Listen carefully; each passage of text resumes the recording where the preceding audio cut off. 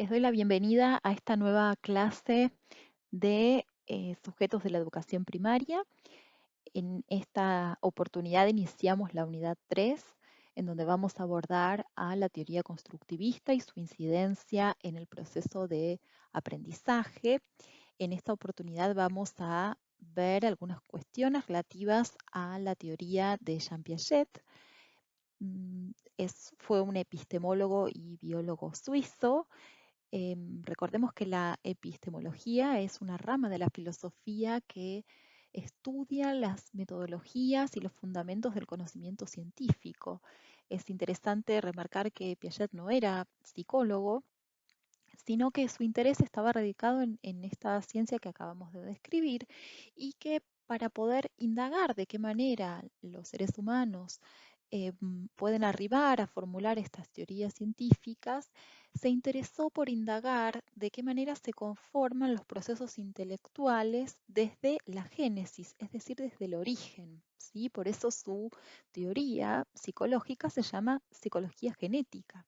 ¿Sí? Es porque indaga la génesis de los procesos intelectuales, de pensamiento, principalmente en la inteligencia, y es por ello que eh, su investigación eh, aborda a los niños desde muy pequeños, en principio a través de la observación de niños muy pequeños y también en las entrevistas que mantenías con ellos.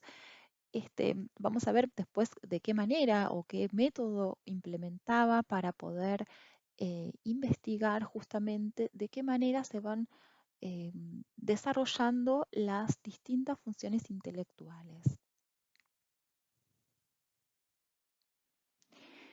Bueno, entonces la psicología genética, el objetivo o el objeto de su estudio tiene que ver con es una teoría del desarrollo de los procesos cognitivos. Se propone seguir paso a paso la conducta del sujeto desde su nacimiento para estudiar la génesis o las transformaciones de sus esquemas básicos de comportamiento inteligente y descubrir las leyes que determinan su complejidad creciente. Esto implica concebir a las estructuras psicológicas como organizaciones dinámicas abiertas a transformaciones sucesivas.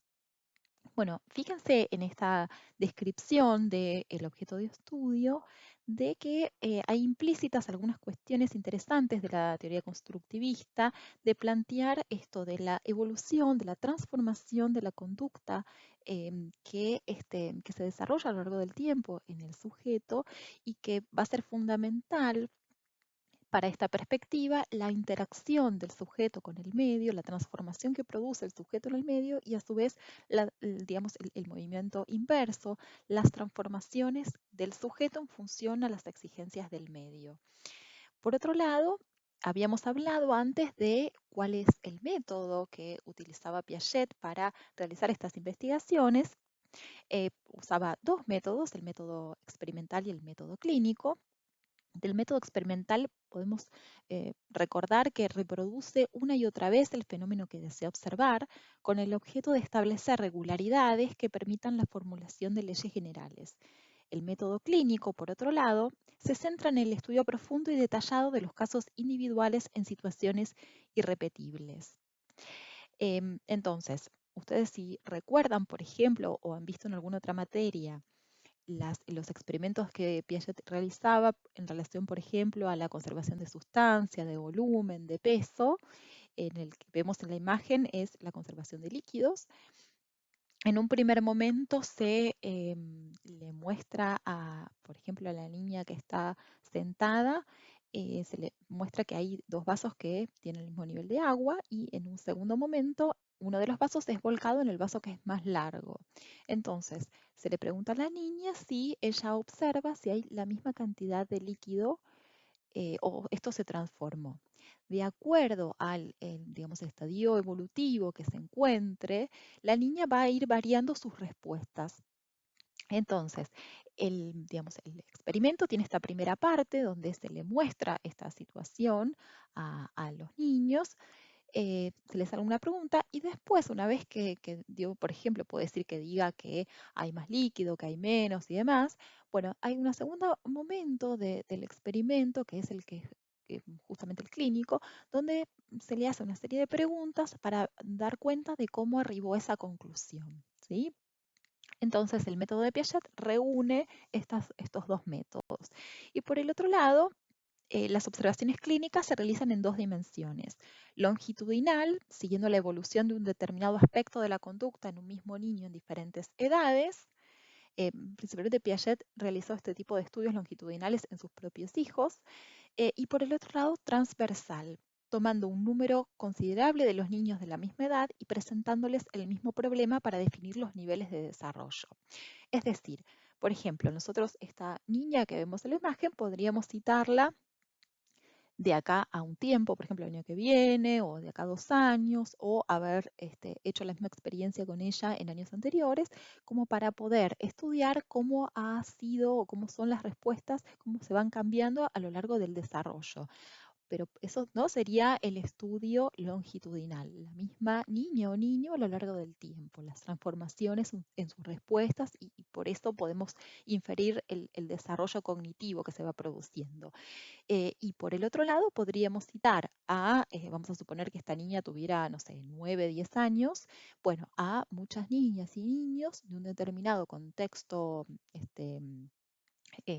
digamos, de una región en particular y hacer la misma experiencia para ver, por ejemplo, cuál es la media en donde los niños adquieren la conservación de líquidos, que en este caso la respuesta correcta debería ser, para dar cuenta de que tiene la conservación de líquidos, debería decir, bueno, en realidad, por más que traspases lo que está en el vaso más bajo al vaso más largo, siempre va a haber la misma cantidad de líquido, no se modificó, no hay más ni menos, y esa sería la respuesta correcta.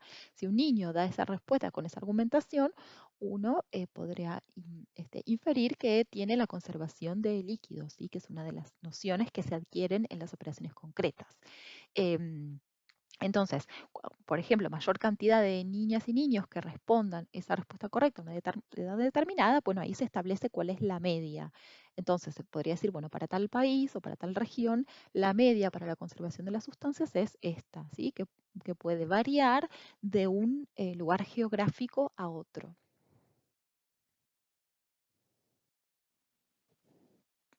Bueno, entonces a partir de este enfoque epistemológico, Piaget va a tratar de explicar cómo las estructuras mentales de un niño recién nacido se van transformando hasta llegar a las formas de pensamiento adolescente. A lo largo de esta clase vamos a ver de una manera muy sintética las diferentes características que adquieren el desarrollo de la inteligencia en estas diferentes fases que Piaget ha dado en llamar estadios. El primero es el estadio sensoriomotor, luego le sigue el preoperacional, luego el de las operaciones concretas y finalmente el de las operaciones formales. Pero antes que continuemos, es interesante remarcar una cuestión que aparece en el texto que ustedes tienen de lectura obligatoria de Mario Carretero, que se llama Constructivismo y Educación.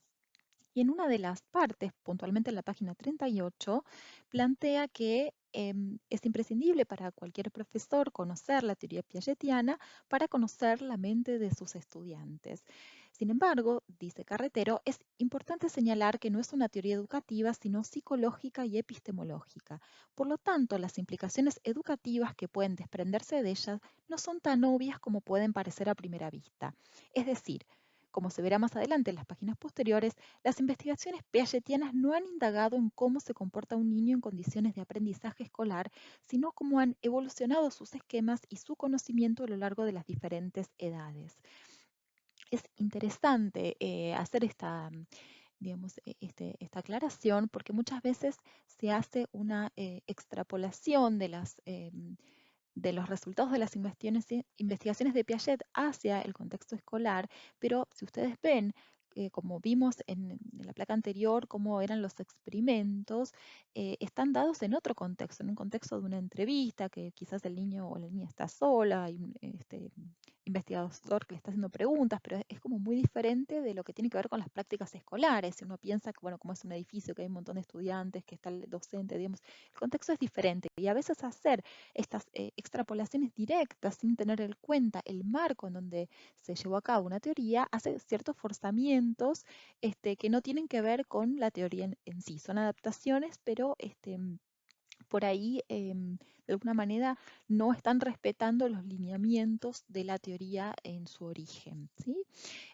Otra de las cuestiones em, que es interesante marcar, que el desarrollo cognitivo para Piaget puede comprenderse como la adquisición sucesiva de estructuras lógicas cada vez más complejas que subyacen a las áreas y situaciones que el sujeto es capaz de ir resolviendo a medida que crece. Es decir, en cada uno de estos estadios lo que vamos a ir observando son distintas adquisiciones cognitivas que va incorporando el sujeto a su bagaje intelectual y que entonces cada vez va a contar, digamos, con mayores herramientas para interactuar con ese medio, ¿sí? Como para, de alguna manera, satisfacer sus necesidades y a su vez las exigencias que le provee el medio.